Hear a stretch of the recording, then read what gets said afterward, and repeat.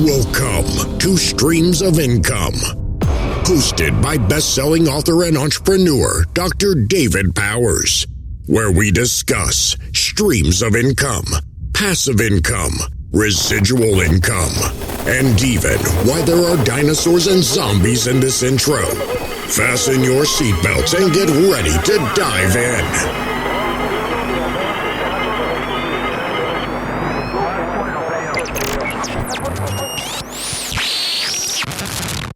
Hello, everybody. Welcome to the Streams of Income podcast. Thank you so much for tuning in. I'm glad you're here. I'm glad you are willing to give me some of your time to listen to either a business lesson or an interview with an amazing entrepreneur. So once again, thank you for listening to the Streams of Income podcast. I hope you enjoyed this episode. Hello, everyone. This is Jeff Steinmann. Welcome to the podcast. Today, we are talking to Dr. David Powers, and David Powers has got a really interesting story. He started off working in a family business and just doing some things that just really weren't exciting him and weren't giving him the lifestyle that he really wanted.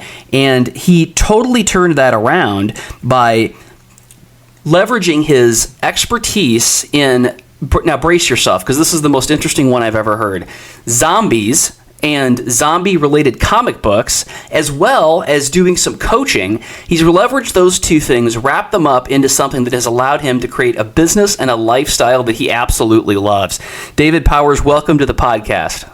Yeah, thanks for having me. No problem. When I saw your response to my request for interviews, I was like, I have got to talk to this guy because this is one of the most interesting ones that I've heard. So good. That's what I like to hear. Yeah. No, I think that the biggest thing that people do, who might have aspirations to build a business with their knowledge, is that they undervalue their knowledge. And I think if I walked up to somebody and said, I make money with my knowledge about zombies, they would look at me like I'm crazy. But right here, we've got somebody who has really made it happen. So can you tell us a little bit about zombies and how you got interested in zombies and comic books and all that kind of stuff? Okay. I've always been a comic book geek, just from a very early age. Uh-huh. And one of the fascinations for me has just always been, the zombie mythos, is the ideas that might happen someday. Okay. And just reading more and more about it, and not so much the undead coming back to life zombies, but what fascinates me, partly because of my medical background, is what kind of things could actually make this happen in real life, and the way some of the movies are portraying that. So you got really interested in that, so how did you go about kind of building an income stream based on the zombie thing? Well, I've always enjoyed presenting at conferences, and for the most part, my experience there has been presenting at medical conferences. Okay. And so I would present, I'd present conferences based on EKGs or trauma, things like that. And I started thinking, how can I spin something that I love and make these lectures a little more interesting? So I started using the zombie stuff to actually teach things like disaster preparedness or how to stay away from germs, what not to touch, things like that. And everybody enjoys it a whole lot more. Okay.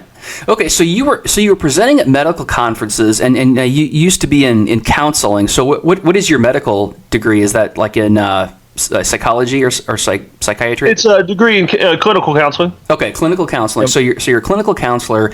You're presenting at medical conferences about these medical things that I think probably get a little dry even for people in the profession. And definitely. And then you said, let's figure out how I can work something that I really love into that, which is zombies. Yeah. I'm sorry, go ahead. No, I was going to say, how did you work that into a clinical medical speech? Well, what you usually find out anyway with a lot of the doctors is that they're all closet geeks with something. Oh, okay. Whether it's comics or Star Wars or something, and there's a lot of zombie geeks out there in the medical profession. Okay.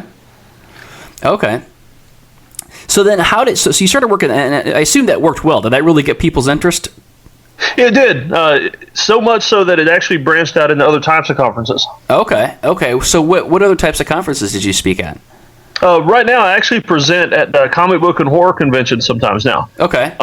partly because using these zombies, if I combine that with disaster preparedness, I can reach a segment of audience that the young folks, the ones high school, college, about that age group, and they don't care anything about disaster preparedness. They're more concerned with partying and drinking and everything else that comes along with that lifestyle. Yeah.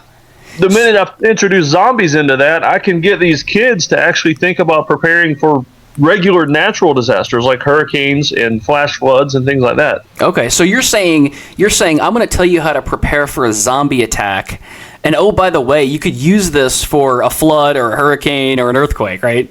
Yeah, exactly. I mean, just something as simple as the box of emergency supplies that everybody should have in their house. Things like a few days worth of food, some water, things like that.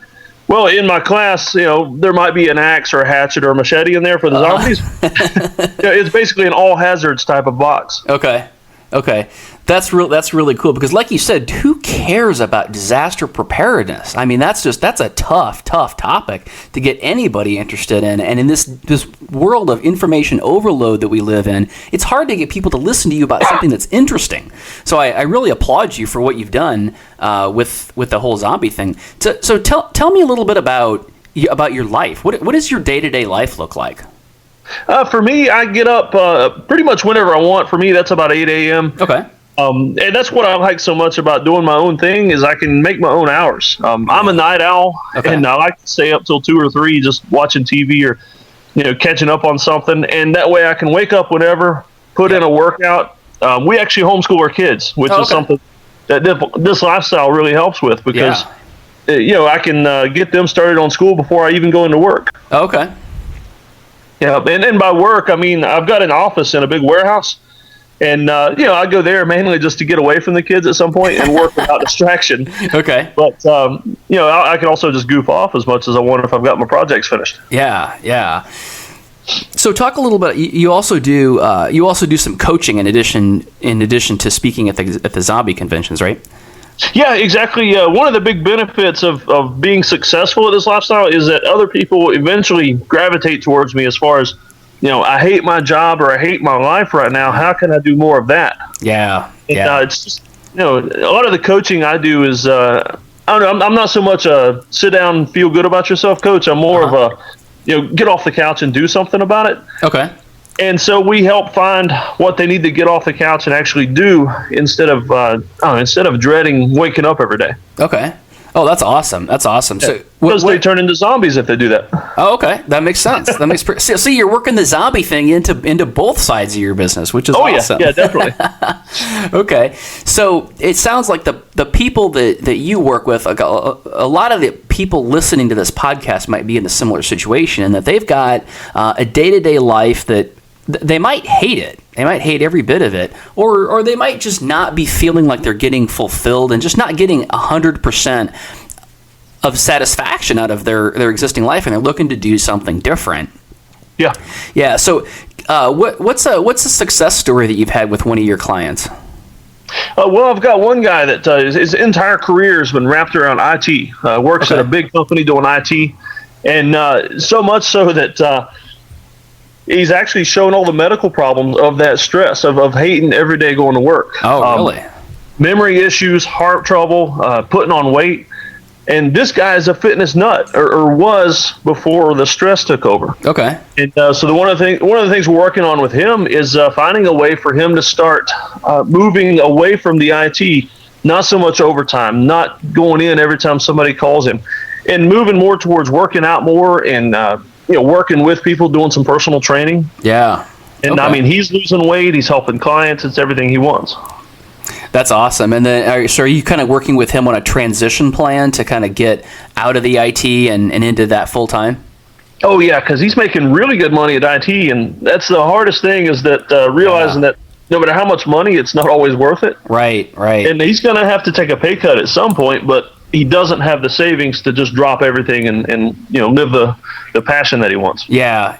Well, and that is I talk about this in my book. It's the toughest thing is that transition, and unfortunately, what I did and what a lot of people do is they build a lifestyle and they build a dependence upon that what in most cases is a 6-figure paycheck from a big IT job or a big management job or some kind of corporate job. So that makes it really challenging. But so awesome that you're living the life and you're helping clients to live that life as well. That's awesome. Now, do you do the coaching over the phone, or do you do it over Skype, or do you do it in person?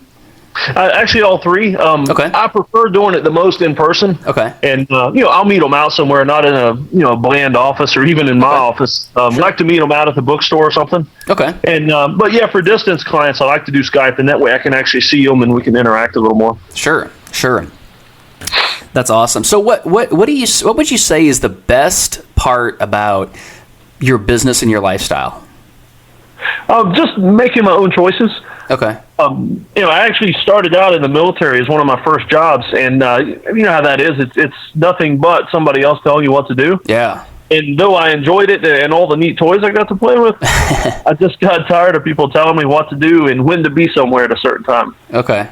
Well, what was there a tipping point for you, or was there some point at which you said, you were doing some counseling, you were involved with the family business. Is there a point where you just said, enough is enough? I'm going to do this. I'm going to do something different. Yeah, it was actually my kids. Okay. I got 3 boys and a 4th one on the way. Oh, wow. Yeah. And busy guy. Oh yeah. Doing what I can. Yeah. No, it was actually, I was attending so many Chamber of Commerce meetings and things like that. I was gone for lunch, gone for dinner. And I just finally realized, you know what? I don't want to be doing that anymore. I'd rather be home for lunch. I'd rather play with the kids. I'd rather spend 2 or 3 hours for lunch just playing. Yeah. And I quit all the Chamber of Commerce stuff. I quit going to meetings. I resigned from the boards I was on and just kind of pushed all that to the side. And my main focus right now is just spending as much time with the kids as I can and making a decent living while I'm doing that. That's awesome. So what was the hardest part of kind of making that transition from what you're doing before, which was providing you with a good income and a good living, to something that was a little bit more unsure and was going to require a little bit more risk? The hardest part for me was actually getting away from the idea that all work occurs between 9 and 5. Oh, okay. Because, now I used to feel really guilty when I would go have fun during the day. And so now I'll go have fun during the day, or I'll go on a field trip with the kids, and I'll just wait till they go to bed, and then I'll go back to work and pull out the computer and do something else. Yeah. That's that's one of my favorite things. And it snowed here in St. Louis a couple weeks ago, and me and a friend of mine, we walked up to this little home cooking kind of a place. It's just a couple of blocks from the house here, and we walked back and stopped at a wine bar, drank some wine by the fireplace, and watched it snow. And that's what this lifestyle is all about. Oh yeah, and those are the memories you want to have. Yeah, absolutely, really good stuff. So how did you get? So I mean, you have coaching clients now, and we talked a little bit about how you got the speaking engagements. But how did you get yourself known as somebody who can help coach people into this type of a lifestyle? Mainly social media. Okay. Just learning what I can from friends that are already very successful at that. Okay. And just making the right comments, posting the right pictures to get people interested. Not so much every tweet or Facebook post being a business card. But just getting people interested in the lifestyle mainly. Living it. Yeah. Yeah. Okay. So basically, I guess to sum that up, what I'm hearing is you lived your lifestyle business very much out loud on social media. Yeah. And that attracted people to you. Oh yeah. Because I mean, during the day when I'm posting, like me and my dad, we took off the other day and just did some target practice out in the field. Okay. And during the day, in the middle of the work week, I'm posting pictures of us shooting or us out playing golf. Yeah. And I know for a fact that a lot of my friends are sitting there in their cubicles seeing that. Yeah. So I can see where that would definitely draw people to you. There's one of the things that I always say is that there's a couple of ways to kind of get rolling in this business, and one way is to have a lot of results. And if you don't have a lot of results, another way to get, and by that I mean results for clients, another way is to really just live and really manifest what your and I don't mean manifest like in a woo-woo kind of a way, but I mean like just really encompassing and being everything about what your message is. And it sounds like that's what you did very successfully. And you had the benefit of using social media to get that out to more people quickly. Yeah, definitely. But that's the main way, just actually showing that I'm doing what I'm talking about. Okay. Very, very cool. So what are a couple things that you learned along the way of this journey? Not everything's going to happen immediately. Too many people, they get excited, they find a passion, they identify what they want to do, and then they drop everything. They quit their job, they start using up the credit cards, and then they end up having to go back to work at some point because they didn't plan ahead. Yeah. No, that's and that's one of the things that's so cool is today with the leverage that we get from things like social media and the internet, we can actually start to kind of build that following, and you can start to kind of build the list and the social media following of the people who are going to be interested before you actually give up your primary income stream. Oh, yeah. I mean, you can build a foundation that's worth way more than your income stream, even though it's not bringing in money right now. Exactly. And, that way, when you do jump out, you've got this foundation of followers and fans already behind you. Such a cool concept. I love it. What else did you learn along the way? That I could blend everything together. One of the biggest things I like to tell people about when I'm coaching is the art of living. Kind of to the point where life and work, you can't tell the difference because it's all fun. Yeah. And even my hobbies, like I'm a big martial arts devotee, and I like to practice martial arts, and even found a way to monetize that with the zombie stuff. Oh, wow. So do you wrap martial arts, zombies, and disaster preparedness all up together? No, I kind of do it as separate classes. Okay. That way, even at the same conference, I can do 3 or 4 zombie classes, but they're all different. Wow, very cool. Like the show The Walking Dead is the big thing right now, and there's a character on there that uses swords. Okay. And so with the martial arts, I'll actually get people together and with padded swords, and we'll go out and stick fight basically with these padded swords. And it's exercise, it's martial arts, it's it's a lot of fun. That's awesome. I love what you were saying about there's no longer a line between working and not working, and that's actually part of the inspiration for the title of my book, which is How to Quit Working. And I like it because it's kind of a double entendre in that it is about how to quit whatever that thing is that you're doing to make money every single day. But it's also about how to quit working figuratively in that there's no longer that line.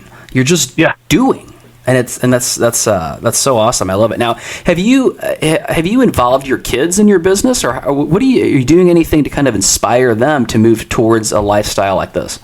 Oh yeah, I mean, my oldest child is 8 right now, and it's almost a daily lesson that I'm trying to teach them. We're trying to actually not use the words job and work at home, and because I don't know, they're negative words. Yeah. And I'm always telling them, just find what you want to do while you're young. Start doing that, and that way you don't have to get a job. Yeah. At 16, you can own your own business to pay for a car instead of working at the fast food place. Yeah, definitely.